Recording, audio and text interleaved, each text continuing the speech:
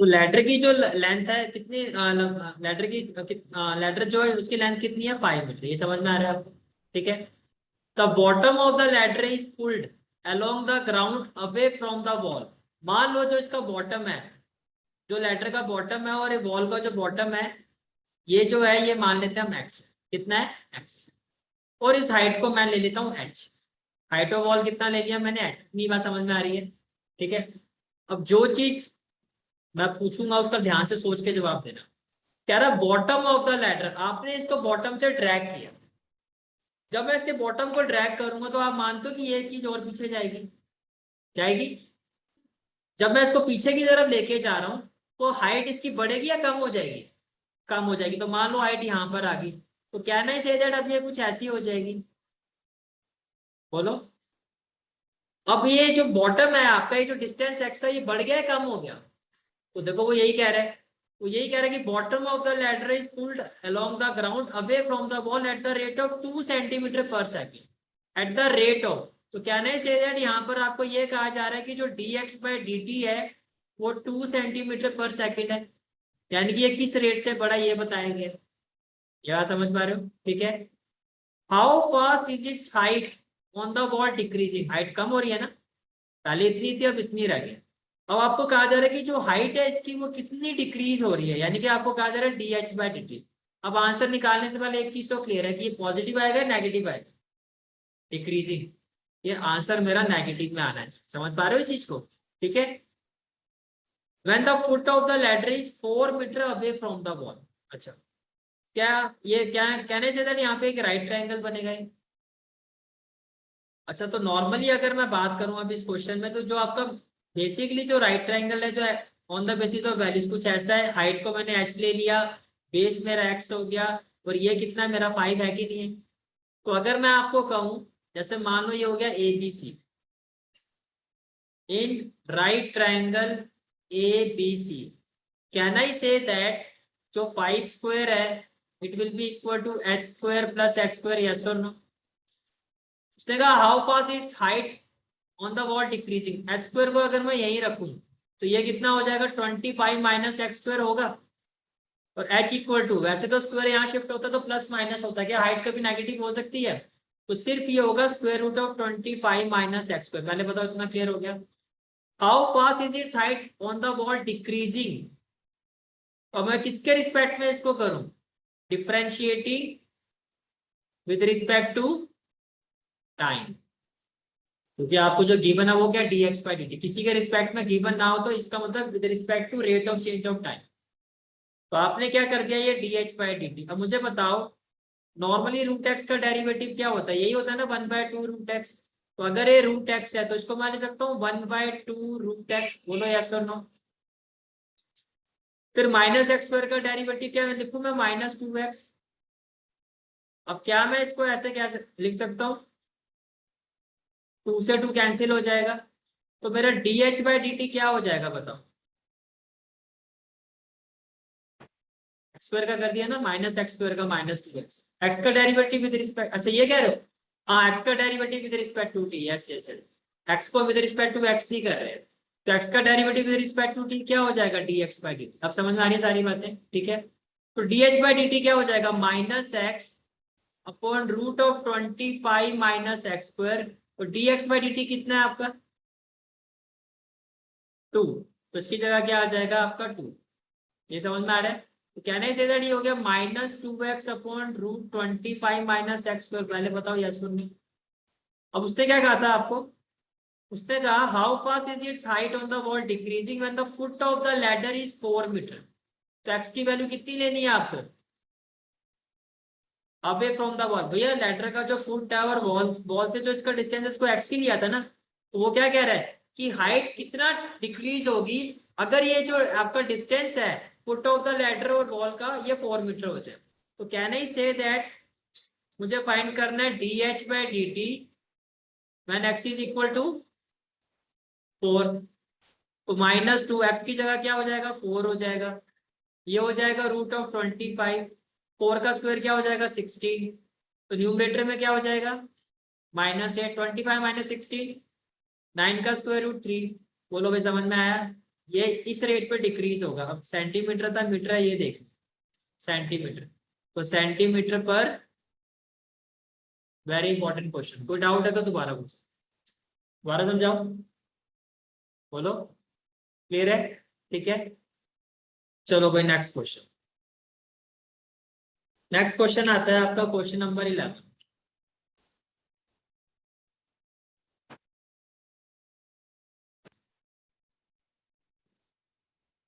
Question number 11।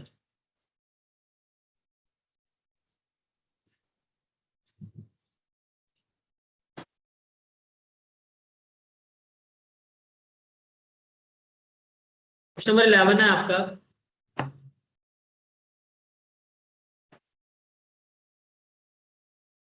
Particle moves along the curve.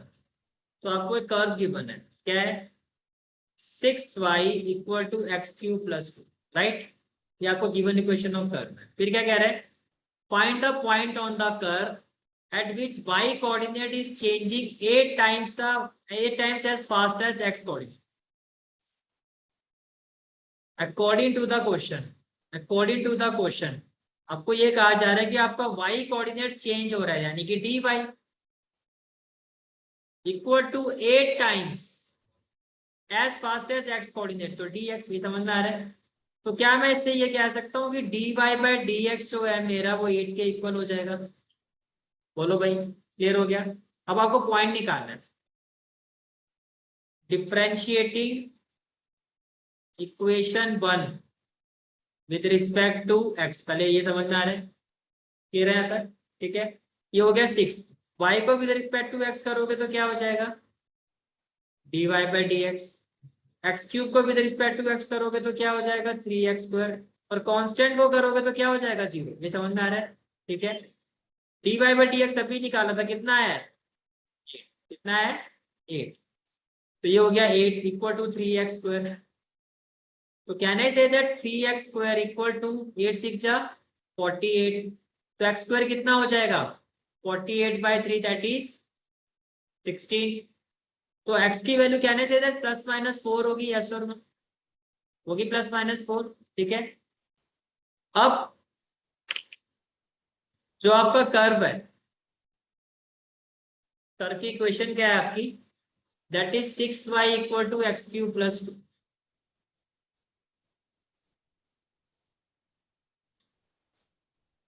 ये है, right? This is the equation of curve. Point में क्या होगा? एक x और एक y। x तो आ गया हमारा, ये आपकी इक्वेशन 1 है। व्हेन x इक्वल टू 4, जब x को मैं 4 लूंगा तो 6y क्या हो जाएगा? 4 का क्यूब क्या होगा? 64 प्लस 2, सीधा लिखूं 66। तो y की वैल्यू क्या हो गई? तो इसके हिसाब से जाऊं तो पॉइंट क्या होना चाहिए? 4,11, यस और नो? अच्छा, व्हेन x इक्वल टू -4, तो 6y क्या होगा? -4 का क्यूब क्या होगा? -64 प्लस 2 कितना हो जाएगा? -62। अब y की वैल्यू क्या होगी? 2 3 जा 6, 2 3 जा 6, 2 1 जा 2। अब मैं बोल सकता हूँ पॉइंट होगा -4, -31/3, यस और नो? तो can I say that therefore required points are 4,11 and -4, -31/3 से, यस और नो? बोलो, कोई डाउट है तो? क्लियर है यहाँ तक? तो ये आपका क्वेश्चन। चलो मैं आगे, ठीक है। Next question, that is question number 12।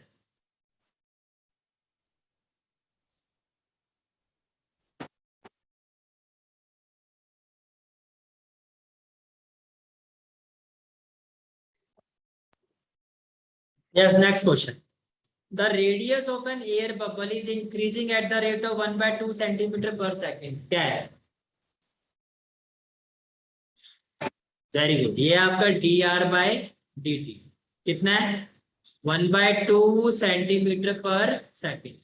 At what rate is the volume of bubble increasing? dv/dt, right? Rate पूछ रहा है। When the radius is 1 centimeter, right? ये आपको फाइंड करना है। वॉल्यूम ऑफ एयर बबल, तो क्या शेप होगी? स्फीयर। क्या शेप होगी? स्फीयर। तो वॉल्यूम ऑफ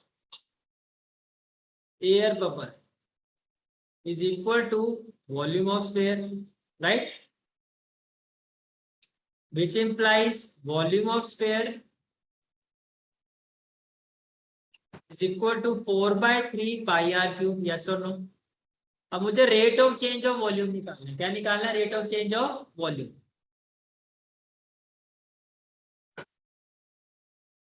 तो ये हो गया p।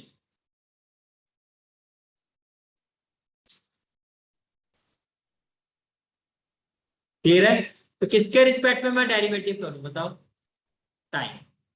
तो differentiating with respect to time, dv by dt equal to 4/3 pi R cube. क्या हो गया? 3r²। और r को क्या लिखूंगा? dr by dt। ये क्लियर है? ठीक है। मुझे dv बाई dt फाइंड करना है। 3 से आपका 3 कैंसिल हो गया, ये हो गया 4πr²। तो dr बाई dt की वैल्यू क्या है? 1/2। तो ये हो गया 1/2। ये क्लियर हो गया? 2 से 2 ये भी कैंसिल हो गया। क्लियर हो गया? बेसिकली ये हो गया 2πr²। अब आपको फाइंड करना है dv by dt when r is equal to 1। तो dv by dt when r is equal to 1, 2π1²। क्या हो जाएगा? 2π। वॉल्यूम क्या हो जाएगा? Centimetre cube. और टाइम क्या हो जाएगा? सेकंड। कोई डाउट है तो बता। चलो मैं आगे। क्लियर है यहाँ तक? ठीक है, चलो जी next question. Question number 13।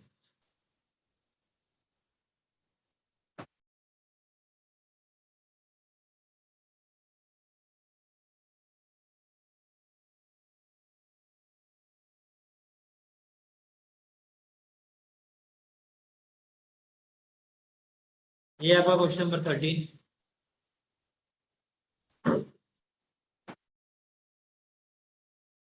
A balloon which always remains spherical has a variable diameter। आपको डायमीटर की बना है। पहले बताओ डायमीटर की बना, क्या मैं रेडियस निकाल सकता हूँ? रेडियस क्या होना चाहिए इसका? p/2 with in bracket 2x+1। इसको 2 से डिवाइड करूंगा 2/1 हो जाएगा। तो ये हो जाएगा 1/2। सीधा लिख दूं 3/4 2x+1। रेडियस आ गया। Find the rate of change of its volume with respect to x। तो वॉल्यूम ऑफ स्फीयर बताओ क्या हो? 4/3 पाई आर क्यूब। किसके रिस्पेक्ट में डिफरेंशिएट करूं? पहले तो आर की वैल्यू पुट करो। करें पुट? तो v इक्वल टू क्या हो जाएगा? 4/3 पाई। आप इसका क्यूब करोगे तो 3 का क्यूब क्या होगा? पहले मैं लिख ही लेता हूँ। 3/4 2x+1। इस पूरे का क्या होगा? क्यूब होगा। ठीक है।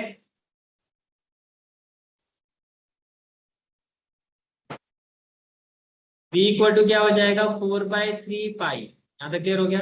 ठीक है। 3 का क्यूब, 4 का क्यूब, और ये हो गया 2x+1 से यस और नो। क्लियर है यहाँ तक? ठीक है।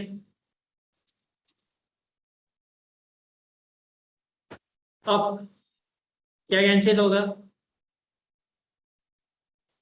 3 1 जा 3, 3 9 जा 27, 4 1 जा 4, 4 6 जा 24। यही होगा। तो v इक्वल टू क्या हो गया? 9/16 पाई। ये तो हो गया कांस्टेंट वाला पार्ट। 2x+1 इसके रिस्पेक्ट में डेरिवेटिव करना है x।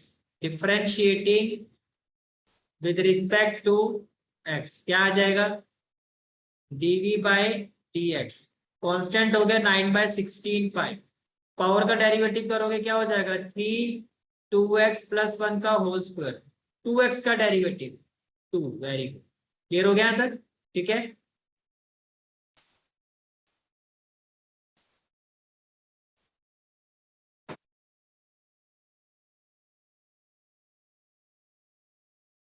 अब आपको क्या फाइंड करना है? 2 1 जा 2, 2 8 जा क्या हो जाएगा? 16। यही हो जाएगा। तो dv बाय dx क्या हो जाएगा? 9 3 जा 27/8 pi 2x + 1 whole square, volume है तो क्या हो जाएगा, और ये भी क्या हो जाएगा, रेडियस ही है ना सेंटीमीटर, तो फाइनल आंसर क्या होना चाहिए 27/8 pi 2x + 1 whole square centimetre square. कोई डाउट है तो क्लियर है तक, ठीक है। Next question is question number 14 and the question is sand is pouring from a pipe at the rate of 12 centimetre cube पर सेकंड। जैसे कि मान लो ये एक पाइप, ठीक है, और यहां से मिट्टी गिर रही, सैंड गिर रही है, ठीक है। अब सैंड जो गिर रही है ये किस शेप में, ये किस शेप में कन्वर्ट हो गई, कॉन। समझ में आ रही है बात।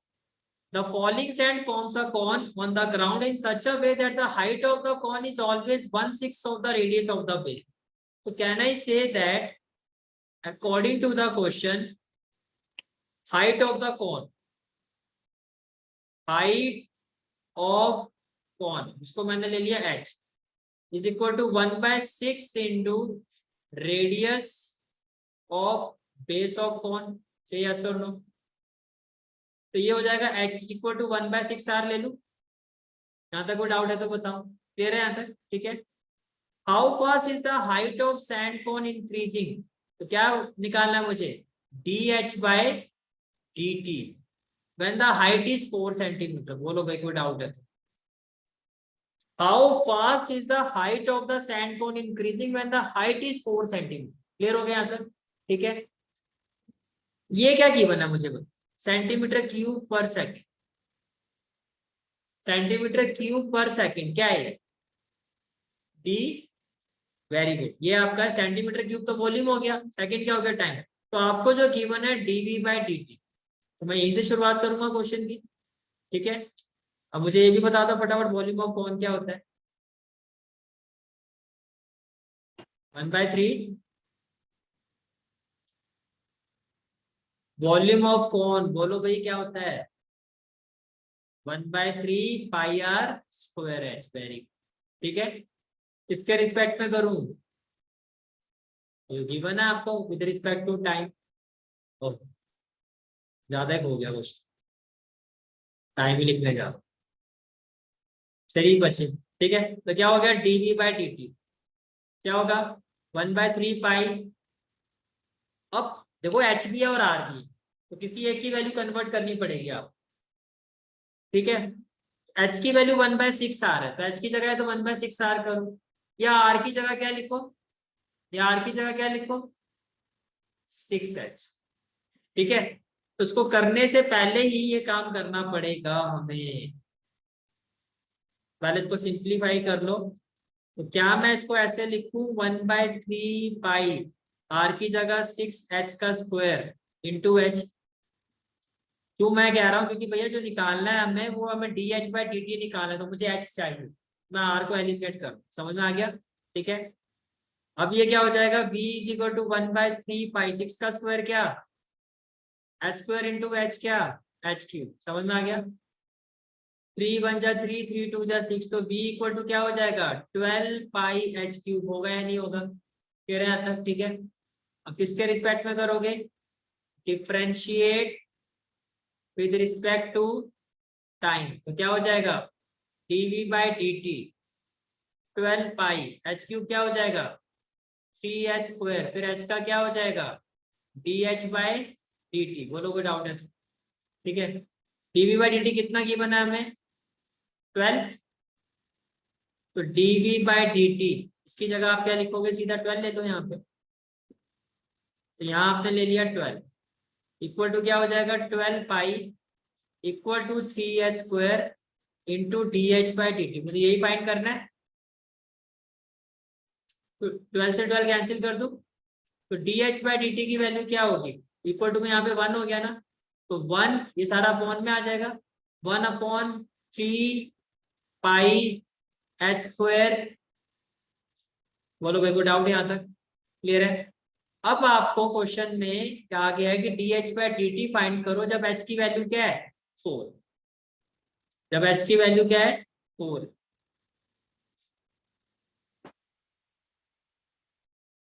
मुझे dh by dt फाइंड करना है when h is equal to 4, तो क्या हो जाएगा 1/3 पाई, h की जगह क्या हो जाएगा 4 स्क्वायर, तो 1/48 पाई आ जाएगा।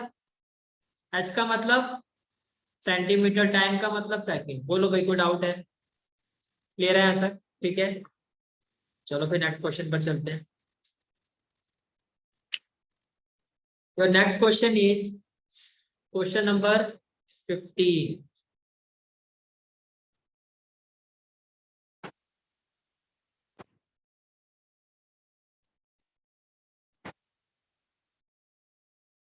This is question number 15।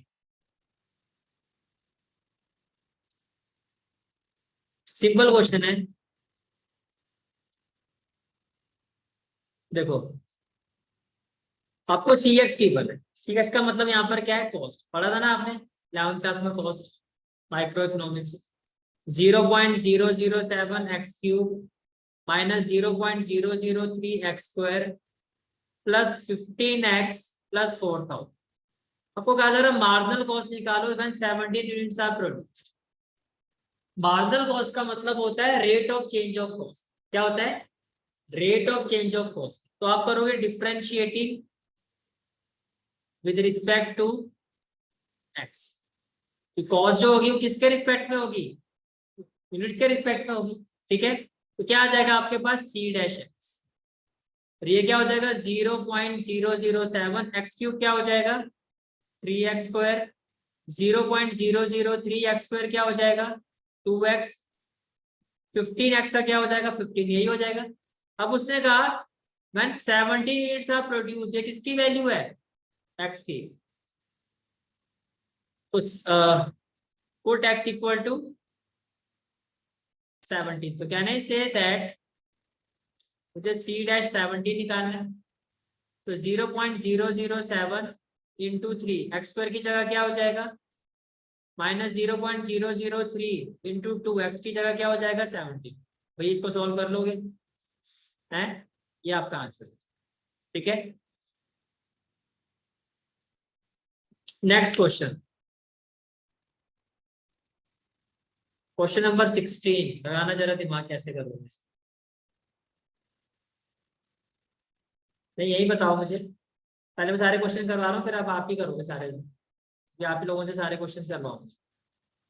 एक बार समझ लो सारे क्वेश्चंस, फिर आप सारे क्वेश्चंस को करके देखो। ठीक है, पहले आप समझ लो, बताओ भी कैसे करोगे।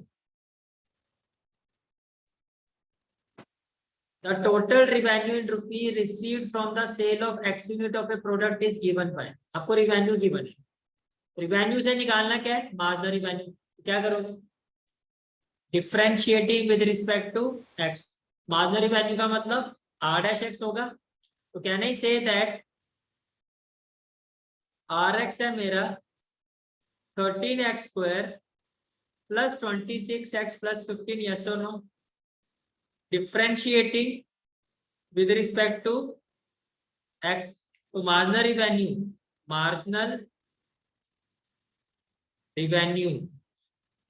क्या होता है r डैश x, इसके इक्वल हो जाएगा 13 इंटू 2x प्लस में क्या हो जाएगा 26। Marginal revenue when x is equal to 7 at x equal to 7, तो r डैश 7 की वैल्यू निकालनी है।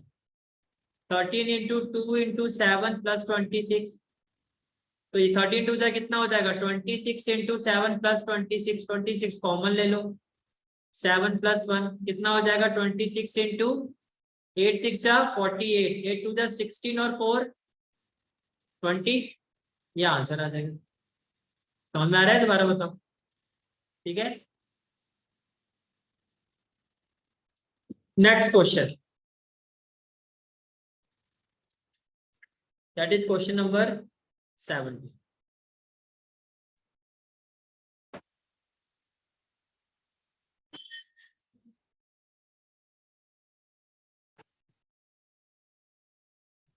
अब 17 और 18 आपके, चूज द करेक्ट आंसर। ठीक है, बताओ जरा क्या होगा इसमें।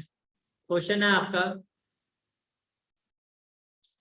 The rate of change of area of circle with respect to its radius r at r equal to 6। आपको कहा जा रहा है dA by dr जब r की वैल्यू 6 हो तो उसकी वैल्यू इनमें से क्या हो, तो कैसे शुरू करोगे बताओ।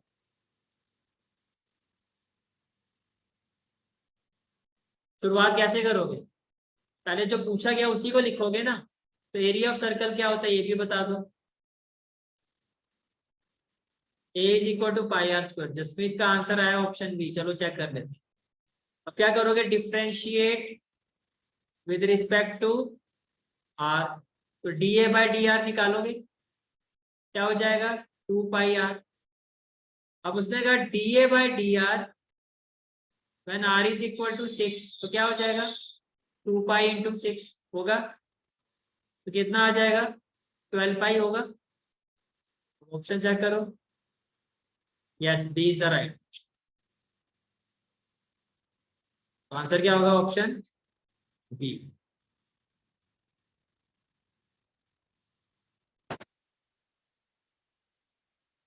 Last question of this exercise, that is question number 18.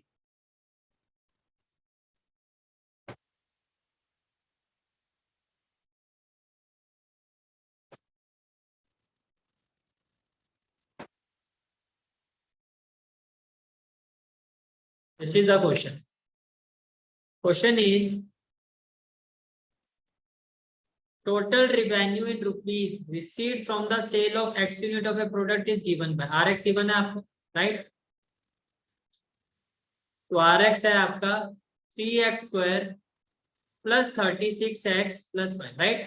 क्या निकालना है, मार्जिनल रिवेन्यू। तो क्या करूंगा, differentiate with respect to x, क्या हो जाएगा r डैश x, कितना हो जाएगा 6x plus 36 when x equal to 15। तो क्या करूंगा, पुट x इक्वल टू 15, तो r डैश 15 निकालना है, तो 6 इंटू 15 प्लस 36 होगा, 15 6 का क्या होगा 90 प्लस 36, तो ये हो जाएगा 6 और 9 और 3 कितना हो जाएगा 12। तो क्या आंसर हुआ, दैट इज ऑप्शन डी। ये क्लियर हो गया, और ये आपकी 6.1 होगी कम। अब आपका होमवर्क क्या है, अभी जो टाइम बचा है शुरू हो जाओ, ये सारे के सारे क्वेश्चन आप खुद प्रैक्टिस करोगे, रिकॉर्डिंग एनालिसिस आपको दिया जाएगा, जो भी डाउट होगा वहां से हेल्प लोगे। उसके बाद भी अगर कोई डाउट रहेगा तो नेक्स्ट क्लास में मेरे से पूछो, ठीक है। पहले तो अभी आप स्टार्ट कर दो जितना भी क्वेश्चंस होते हैं। कितना टाइम बचा हुआ अभी, अभी मैं पूरा 1 आवर पढ़ा, ठीक है।